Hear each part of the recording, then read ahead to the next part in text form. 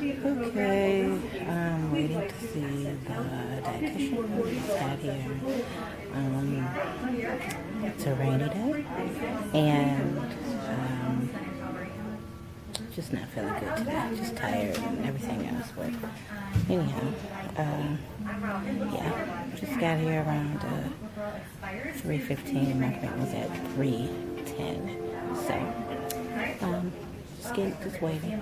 Here's a view of some of the hospital. And there's a flight now designed for people in their 50s and above. CNN Sandra Endo explains.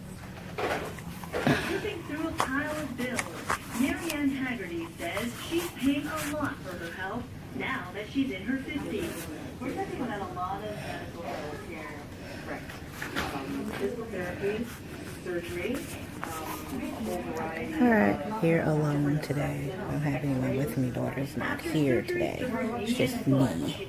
So, anyway, more details when I see Shelly. I don't think they'll let me film in there while we're talking, but when I come back out, I'll let you know some of it, and then I'll finish the rest later. Okay. A fitness band which is low impact but strengthens muscles using resistance. And like Haggerty, many baby boomers are focusing on weight. This is how it looks in here. This is the office. The chairs. Window, the TV. All the good stuff up in here. All this. Just saw the dietitian. And pretty much the things I told you already. Waiting for the boyfriend to come and freaking pick me up. It's raining outside. It's ugly today. And my joints are killing me. My knees especially are hurting very bad. So, but the dietitian was extremely nice. Her name is Shelly. And we got a lot of things covered. So I'll go over that later. Anyway. This is me here at the clinic.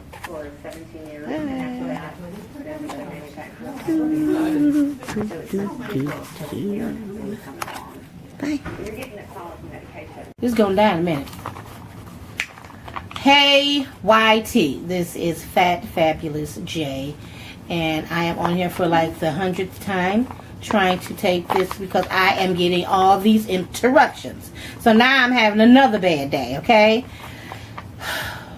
Yesterday was a horrible day. It rained. It had nerves to be chilly, and it's summertime. I needed a cardigan on. My toes got wet. And I had to sit and wait for the boyfriend for 2.5 hours. 2.5 hours. Can you imagine sitting waiting for somebody for 2.5 hours? I was there so long, I almost looked like a fixture there. People start wondering, did I have another appointment there? And then they had another nurse ask me, have I been seen? So, I hadn't had any food, which you know is a no-no for a diabetic. And I hadn't had any water. And if you know a diabetic like I know a diabetic, we thirsty all the time, ain't we? So I didn't even have anything to drink. I had a huge headache because the wig was too tight, okay? I wouldn't take that sucker off and throw it across the room. So yesterday was not a good day. And on top of all of that, I wasn't feeling well. It was just a bad day. My joints hurt. My knees hurt like somebody came up to me and smacked me in with a 2x4. Terrible. Okay? Just absolutely, just terrible. So, but we live another day. So I'm going to just go ahead and tell you about my appointment with the nutritionist like I promised. Now, I do have a couple more appointments left. I got the cardiologist because I didn't make it to that appointment. I have the sleep study. I have the GYN.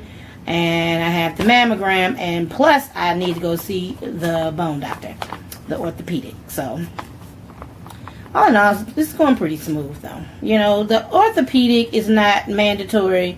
The mammogram and the GYN is not mandatory. She just suggests that I do it.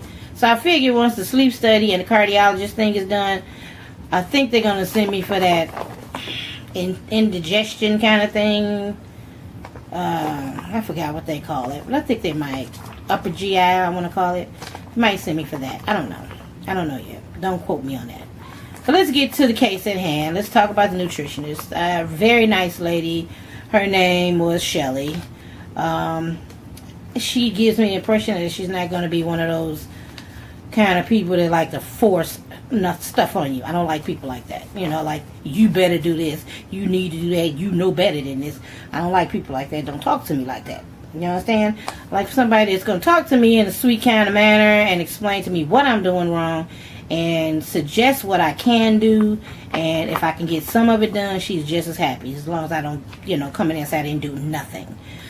So, she asked me a series of questions. Some of them was pertaining to the times that I ate, the portions amount I ate, things that I craved, how much fluid intake I had or I would take in a day.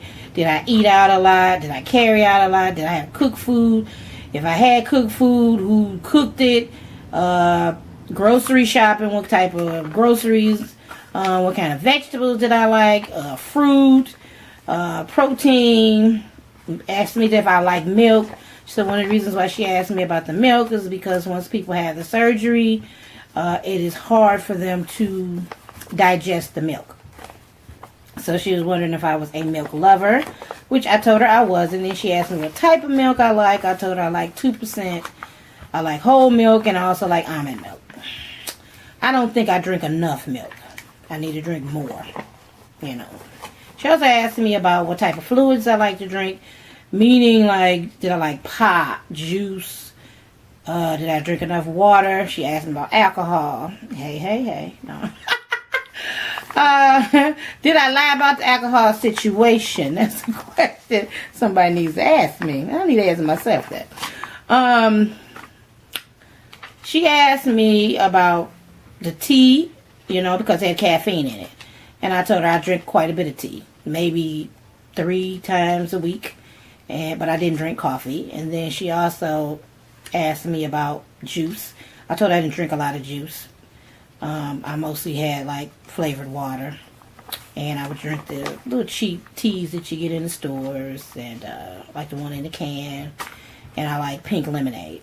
She told me that I needed to stop drinking the tea right now and stop drinking the lemonade, because I can't have those things after I have the surgery. Hard to digest. As for the alcohol, she asked me about that. I told her that I did drink on the weekends, and primarily it was coolers and it was wine, because I like wine. And she asked me how much, and I told her sometimes I would drink anywhere from 4 glasses, or it could be more. It depends on, how I'm feeling, If I'm depressed, it's more, okay? What I find, though, over time, I'm not able to consume as much. It's like almost having a meal. It gets me full real fast. So sometimes I might be able to just drink 2. It depends on how I'm feeling. So, on that part, did I tell the truth? Yes and no. Because I can drink a whole bottle by myself. Hell, I could drink 2 bottles if I want. But, that's what I told her. She asked me, did I know why she asked me about the alcohol? I told her maybe it was because of the, the sugar that's in it. She said that's part of it. But she said, now pay attention to this very closely. But just in case you see the nutritionist and they don't tell you this. One of the reasons why they ask you about the alcohol and how much you drink is because a lot of people have had the bypass. And they call it, I forgot what she said, a carrier or something like that. Meaning they go on this, they had a bypass done. And something in their life don't go right. Or just say with the bypass, they get scared. And they might have had a bad experience with the dumping syndrome. And you become scared to eat.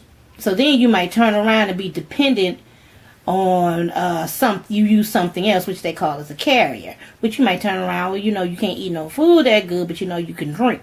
You start sipping, and now you become an alcoholic.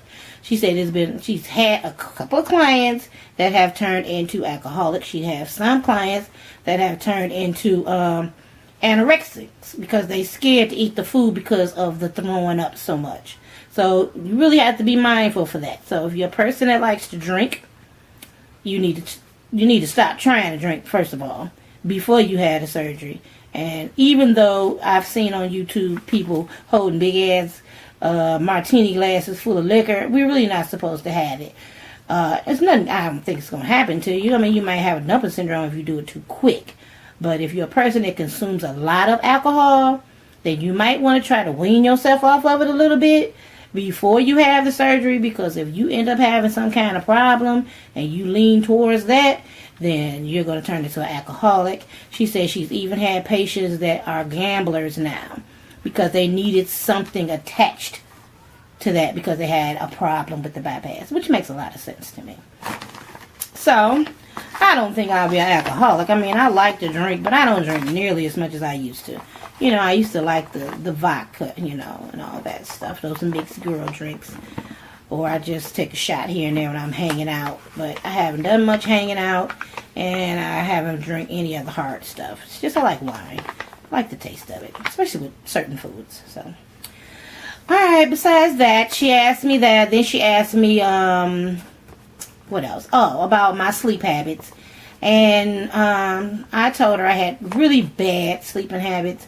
I wake up a lot throughout the night. I can go to sleep easily, but I wake up a lot. I told her sometimes it's due to anxiety or a panic attack, or I just wake up. I wake up gasping for air, you know.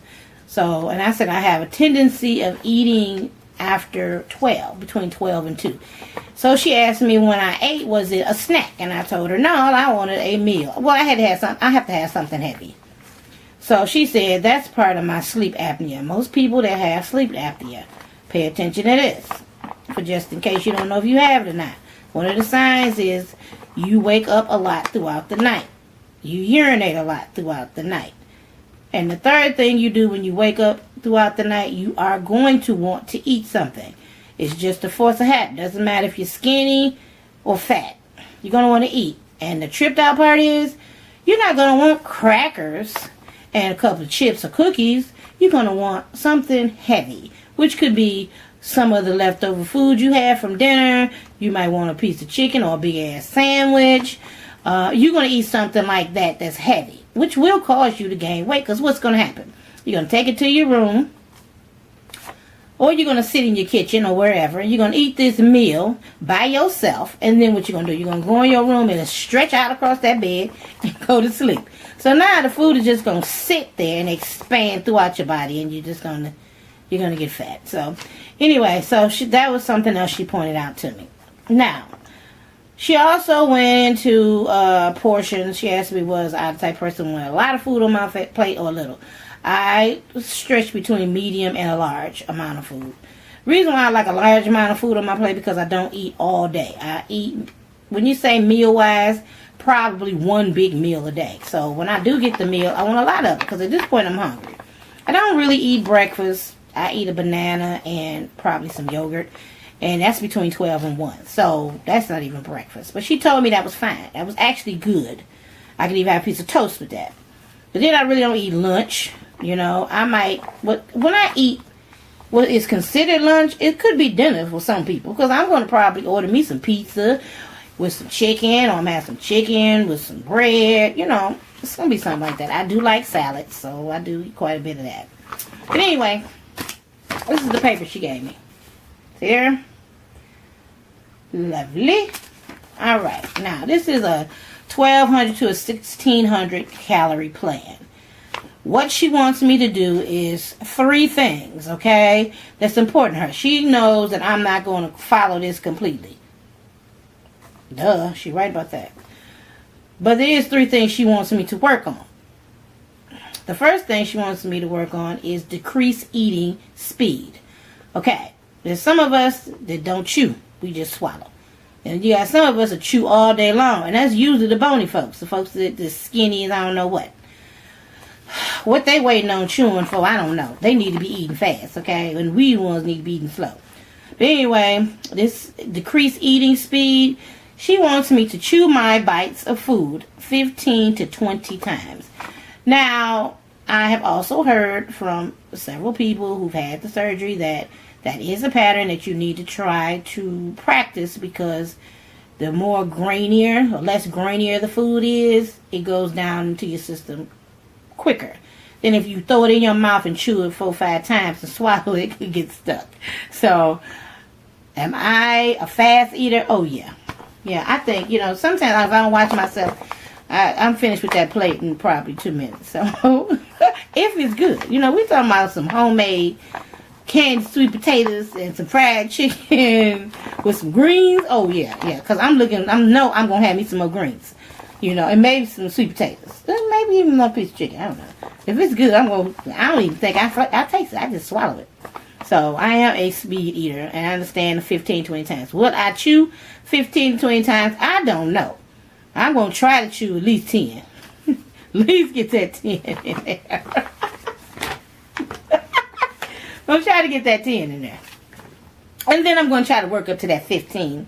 I doubt seriously if I'm going to chew 20 times. I mean, these some fat cheeks here. Maybe after I had a surgery, I'd be able to chew 20 times. But look at these cheeks. Do these look like cheeks of somebody that can chew 20 times? I don't think so.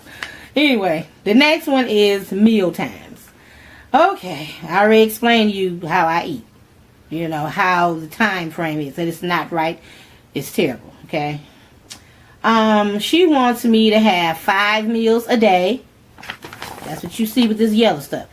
That's the breakfast, lunch, mid-meal, dinner, and then a late night meal. She broke it down time-wise, which is fine. I like the time except for the 11 and 12 for the evening snack. Now, if I tell you I wake up between 12 and 2, that's when I should have that evening snack. But she said between 11 and 12, so whatever. Okay, so she wants me to eat at least 3 to 4 hours a day. I don't know how that's going to work. That's why I couldn't do Weight Watchers. I don't like to stuff in my mouth all day. Doesn't work, but I'll try. And then the third thing is drink at least 64 ounces of water, because I don't drink a lot of water. I do try to substitute the water with, I told you, the tea and lemonade. Crystal Light's cool. I like Crystal Light. She said there's no problem with the Crystal Light. I can have that. And as long as sugar-free flavored water, I can have that too, which I like. So, but she wants me to have the water. It's important. So,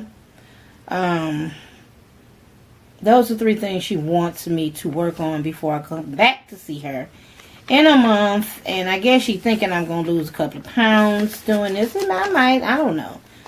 Then after that, she gave me a food list. It's the food list. See it? Food list.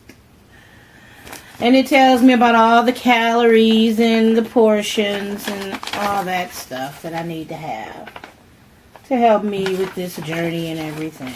So, then she went into my lab work, how I have vitamin deficiency, and she suggested that I get multivitamin to take every day. And she also said that the place that I'm going to, the clinic that I'm at, they do have a vitamin with iron and vitamin C combined in the pill, which is in a chewable, which I thought was great. So I'm going to purchase those that I can take every day. And she told me to continue to take the vitamin D capsules that I take that my doctor prescribed for me. And that's pretty much it. She was very nice. She told me, like I said, she's not forcing me to do anything. She's not that type of nutritionist. She just wants me to try to make an effort. That's the most important thing. And that's what I'm going to do. So that's about it for that appointment. I will see you guys probably in a couple of days. I might get on here and just tell you how I'm feeling. Just not rant, but just shoot the breeze, have a journal about this, because I think I'm stretching a little bit too far in between. And Monday I have a huge appointment. I have the psychiatrist to see. I have, excuse the noise. I had a psychologist to see, I have a doctor to see, and I also have to see the physical therapist, which I don't know what that physical therapist is going to do to me. But we'll see. I mean, these knees, I don't know, they'll tell me to walk or whatever, but I doubt that. And that's it. So, anyway, thanks guys for paying attention to me for this long. I know I was acting very silly today, Please excuse that. Sometimes I think it's good to laugh at yourself. Keeps you healthy. You know, keeps you very, very healthy. And wise. So, anyway. I didn't get on the scale, so I don't know what my weight is. I think the next time I go, they're going to weigh me, though. And then I can tell you that. So, anyway, you guys have a blessed day. Remember, stay beautiful, play sexy, and confident. Mwah. Bye.